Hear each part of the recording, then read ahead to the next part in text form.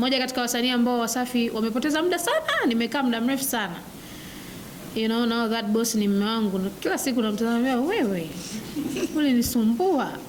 Lakini mimi ni moja kati ya wasanii ambao nilikaa muda mrefu sana benchi kusubiria wakati wangu kutoka. Nilikata tamaa, yani nilipitia stage zote za ukataji tamaa. Yote hii ni kwa sababu sikuwa na maandalizi.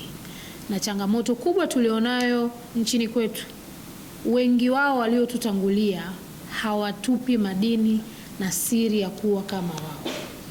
Kwa hiyo mimi na wenzangu ambao watatangazwa hapo baadaye, tumeona hili linafaa kufanyika kwa ajili ya kuwasaidia vijana walio wengi kupunguza muda wa kujiandaa na tasnia kwa ujumla. Kwa nategemea wito wenu nategemea mtaitikia wito kwa ukubwa sana, na nategemea mtakuja kwa wingi sana.